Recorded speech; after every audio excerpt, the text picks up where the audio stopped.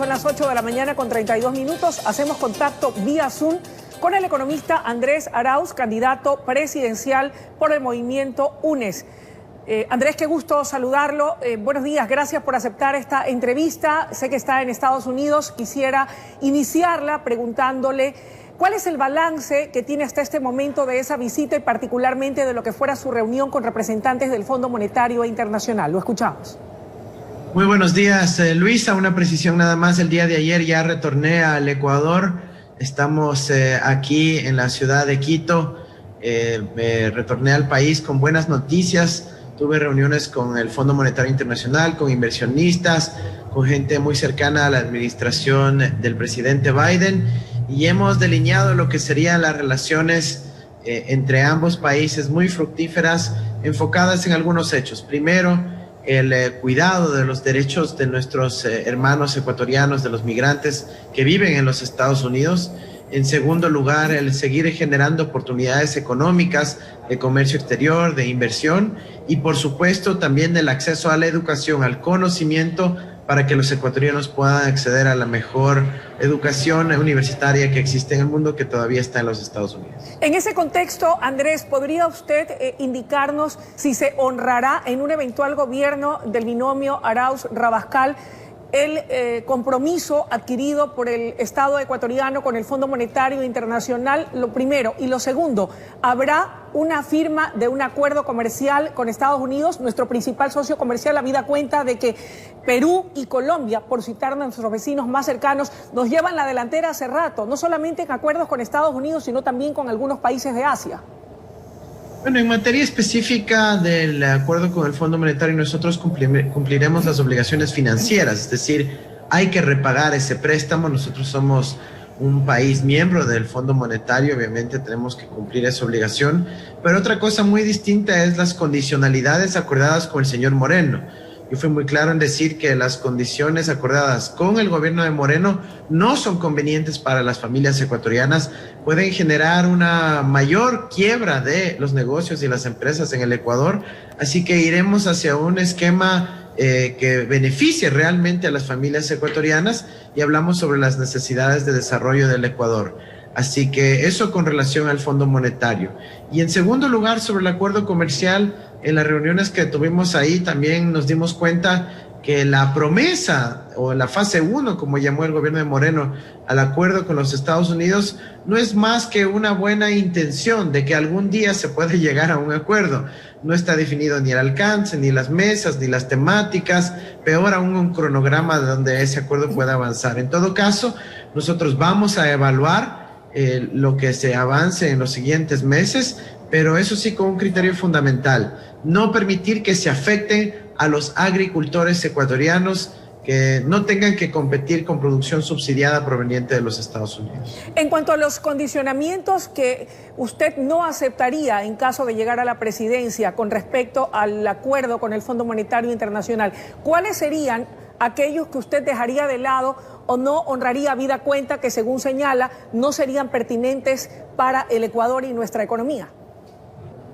Yo he sido claro una y otra vez, inclusive en el mes de agosto envié una carta a la directora gerente del Fondo Monetario Internacional. Nosotros no creemos que se debe reducir el presupuesto en 3 puntos porcentuales del PIB en el año 2021. Eso sería imposible, sería generar un nivel de conflicto social enorme en nuestro país.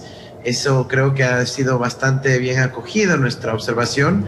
En segundo lugar, tiene que aplicarse el marco de la Constitución del Ecuador. La Constitución es el elemento primordial sobre el cual debe basarse la política pública en nuestro país y ese punto también lo dije con absoluta claridad. Y en tercer lugar, que tienen que haber políticas explícitas para cuidar que los dólares no sigan saliendo del Ecuador y que se fortalezca la dolarización con dólares en nuestro país, no que esos dólares se fuguen de la patria. En el contexto de lo que guarda relación con el tema del acuerdo o de una alianza comercial con Estados Unidos, si se respetan, por ejemplo, las prioridades para el sector sensible nuestro, como es el sector de la agricultura, sobre todo de los pequeños agricultores, ¿usted sí impulsaría y sí es partidario de un acuerdo comercial con Estados Unidos o no? Porque, por ejemplo, en el gobierno del expresidente Rafael Correa sí fue posible lograr ese ansiado acuerdo, aunque demoró 10 años, pero finalmente se lo hizo, el acuerdo con la Unión Europea. ¿Usted sí es partidario del acuerdo comercial con Estados Unidos? Yo creo que hay que evidentemente analizar el texto, no voy a decir cualquier acuerdo es bueno, no. Hay que analizar las particularidades, cómo eso afecta a nuestra economía, cómo eso se proyecta en el siglo XXI. La economía digital es una prioridad en este siglo y tenemos que ver que también estén garantizados los derechos de privacidad e intimidad de los ciudadanos ecuatorianos, entre muchos otros. Así que vamos a sentarnos sobre la mesa sin ningún temor, a analizar lo que se haya negociado. Si es que hay que avanzar, lo haremos, pero la decisión siempre será fundamentada en el respeto a nuestra soberanía y al modelo de desarrollo establecido en la Constitución de la República. Yo no soy a favor del bobo aperturismo, pero tampoco del bobo proteccionismo, sino de una política comercial inteligente que le beneficie a los ecuatorianos y que no amenace la sostenibilidad y la sustentabilidad de millones de ecuatorianos productores, especialmente del agro. Andrés, con respecto a lo que está ocurriendo acá en el país, seguramente indistintamente de lo que usted ha estado realizando en Estados Unidos, debe haber estado haciendo un seguimiento de la situación de tensión, de la situación política que vive en este momento el Ecuador frente a una denuncia del candidato presidencial por Pachacutic, Yacu Pérez, de que existiría, y lo dijo, y la prensa lo recogió, una maniobra política entre el expresidente Rafael Correa y la derecha para dejarlo fuera de la contienda electoral, cuando según él aduce es él quien estaría en segunda vuelta con usted. Desde su respetable punto de vista, ¿qué intenciones podrían existir de parte del exmandatario de una maniobra política, como lo señala el candidato Pérez de Pachacutic, para dejarlo fuera de la segunda vuelta electoral? ¿Habría algún interés en particular? Eso es absolutamente falso, ¿no? Yacu Pérez lamentablemente ha dicho algunas cosas que se alejan de la verdad. Dijo, por ejemplo, que si se abren las urnas yo quedaría en tercer lugar. Yo creo que hay que ser muy responsables con las declaraciones que se están haciendo en un momento en donde se debe tener prudencia, responsabilidad con la ciudadanía. Yo creo que el movimiento indígena y Pachacutic tienen todo el derecho de movilizarse, de pronunciarse, de expresarse en el sentido de exigir el cumplimiento de sus derechos, pero a la vez hay que ser muy responsables con las declaraciones que se hacen. Todo el mundo sabe que para nosotros ha sido un viacrucis poder llegar en este punto, participar siquiera en la contienda electoral. Nos eliminaron uno de los partidos políticos que conformaba a nuestra alianza Unión por la Esperanza, y que se atrevan a decir que nosotros estamos incidiendo en el Consejo Nacional Electoral es realmente inverosímil. Nosotros no tenemos miedo de enfrentar a quien sea en la segunda vuelta, pero sí buscamos que se respete la voluntad popular, porque al finalizar la segunda vuelta ese va a ser un elemento crucial y el Ecuador necesita paz, necesita desarrollo, y esta es una gran oportunidad para lograrlo. Andrés, en ese contexto hay analistas que señalan que su candidatura ya alcanzó su techo y que el 65% del electorado no votó por usted.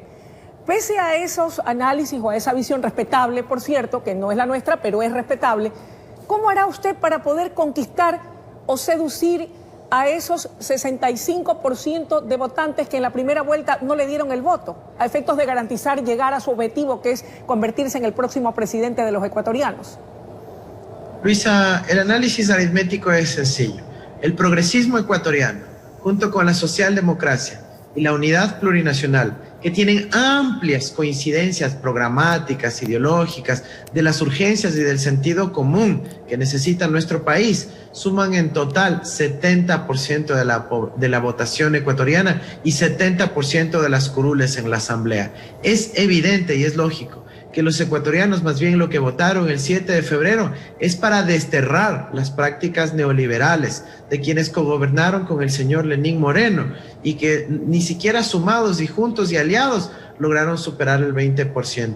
Así que yo creo que ahí los ecuatorianos se han pronunciado con contundencia y nosotros vamos a construir este gran bloque histórico de unidad programática entre el progresismo, la socialdemocracia y la plurinacionalidad para poder cumplir nuestra Constitución y sobre todo enfrentar las urgencias en materia social, en materia sanitaria y en materia económica. Yo creo que por ahí va nuestro principal énfasis y vamos a apelar a los votantes para que no planteen una política sobre la base del odio, el estigma, la mala onda, sino sobre la base de las urgencias y las necesidades del pueblo, y ahí tenemos una gran ventaja. Andrés, respetable criterio. Sin embargo, yo recuerdo que en los debates, por ejemplo, a los que usted asistió, que fue en 2 fases, el del Consejo Nacional Electoral, no lo digo yo, en su momento lo dijeron sus adeptos, sus simpatizantes, que usted había sido usted contra 15 otros candidatos contra Correa, o que odiaban lo que representaba, en este caso usted, al expresidente y siendo el candidato correísta. Entonces, ¿cómo es que usted me dice que usted va a poder conciliar un 70% de la votación en la segunda vuelta? Porque ahí no habría sindéresis. Está usted diciendo primero que eran 15 candidatos contra Correa, contra usted que es el candidato que representa esa tendencia, versus ahora que me dice que todos sí están un 70% a su favor. Ahí, no sé, ¿podría usted explicarnos mejor para entender mejor su respuesta? Por supuesto, en todos los debates siempre generalmente se busca atacar al que lidera las preferencias electorales. Una cosa es la actuación de los candidatos en el marco de un debate que buscan incluso buscar notoriedad a partir de esos ataques, y otra muy distinta son la estructura de los votantes, los ciudadanos que manifiestan su voluntad en las urnas, y los votos los definen los ciudadanos, no los candidatos, y por eso nosotros vamos a apelar a ese contacto con las bases de las distintas fuerzas políticas de nuestro país, con las estructuras directivas, con los representantes a la Asamblea, y de esa manera lograr estos grandes consensos nacionales que beneficien a quienes más nos interesan, las familias ecuatorianas. Andrés, usted sin duda, de acuerdo a estos resultados preliminares que serán oficiales este fin de semana, encabeza la votación a presidentes. Sin embargo, y aquí yo sí quisiera que también usted pueda explicarle a nuestra teleaudiencia, en las elecciones del 2017, el entonces candidato del correísmo, Lenín Moreno, hoy presidente de la República, obtuvo, según datos oficiales, el 39,36% de la votación nacional en primera vuelta. ¿Cómo explica usted, Andrés, que en su votación en la primera vuelta usted descendió 6 puntos a la votación que obtuvo el hoy presidente Lenín Moreno? ¿Qué pasó? ¿Cómo explicar que usted, en lugar de repuntar o mantenerse al mismo nivel del presidente Moreno, ha bajado 6 puntos? Bueno, en primer lugar, le agradezco que no me compare con Lenín Moreno. En segundo lugar, aquí estamos hablando de que en esta elección hubo una mucha mayor dispersión en los votantes, cosa que no existió en la elección del 2017. Y además tenemos que resaltar un elemento adicional, y es que han pasado 4 años de una incesante persecución política por un lado, mediática por otro, con indefiniciones hasta apenas 2 meses si es que nuestra candidatura iba a poder estar presente en la papeleta. Así que yo más bien considero que ese es un logro significativo, y que los ecuatorianos ahora van a tener la oportunidad en segunda vuelta de pronunciarse con una mayor contundencia. El país ya está cansado de que la política se plantee en términos del odio a una u otra persona. Nosotros necesitamos superar esas viejas prácticas de la confrontación e ir hacia la construcción de consensos, de una gran unidad que beneficie a las familias ecuatorianas, para que los jóvenes tengan trabajo con iniciativas como el copago, para que la conectividad sea universal, para que haya un cuidado de nuestro ambiente y luchar en contra del cambio climático, y para avanzar en la economía del siglo XXI garantizando derechos a todos los ciudadanos. Andrés, para finalizar y tal vez solo aclarar algo, yo no lo estoy comparando a usted con el presidente Moreno, estoy haciendo un comparativo de lo que fue su votación en primera vuelta y lo que fue la votación en primera vuelta de quien entonces era el candidato del correísmo. Y lo último, para cerrar la entrevista, y gracias por su gentileza y tiempo, si la final fuese Arauz Lasso, ¿qué harán ustedes para conseguir el respaldo del movimiento indígena y de Pachacutic, lo uno? Y lo segundo, si la final fuera a la inversa, Arauz Pérez, ¿qué hará para conseguir la adhesión de la derecha, que claramente, al menos sus cabezas han indicado que no comulgan con sus tesis y propuestas?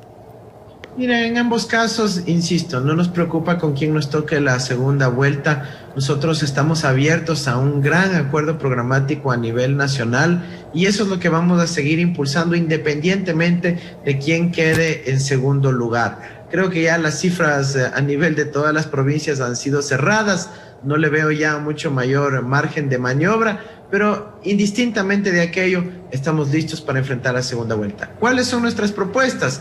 Las que hemos planteado: enfrentar con urgencia del caso la crisis sanitaria que está viviendo el país, la crisis económica que está viviendo el Ecuador, y una vez logrado aquello que nos puede tomar 7 u 8 meses, que lo tenemos que hacer conjuntamente con todo el Ecuador, luego avanzar en el contenido constitucional, construir un Estado plurinacional e intercultural con los pueblos y nacionalidades indígenas de nuestra patria, con amplios grados de autonomía. Tenemos que avanzar hacia tener un esquema de prosperidad, estabilidad, tranquilidad para las familias ecuatorianas y certidumbre económica para los negocios, para las empresas ecuatorianas que puedan generar trabajo, cumplir metas en materia de transferencia de tecnología, valor agregado y a su vez dar estabilidad y tranquilidad a las familias ecuatorianas en el marco del fortalecimiento de la dolarización. Esa es nuestra propuesta, sólida, coherente, que hemos repetido insistentemente para todo el país y estamos seguros que va a ser el marco que nos va a permitir un triunfo contundente en esta segunda vuelta. Andrés, gracias por permitirnos este diálogo y entrevista. Que tenga usted un buen día. Muy amable. Muchísimas gracias, Luisa, y un saludo a toda la audiencia de RTS y a los ciudadanos. A estar motivados porque el triunfo está cerca y la tranquilidad volverá pronto. Que tenga un buen día, amigos televidentes. Ha sido la intervención del economista Andrés Arauz, candidato a la presidencia por el movimiento UNES. Es momento de una breve pausa y enseguida volvemos con más de la noticia en la comunidad. Que tengan un buen día.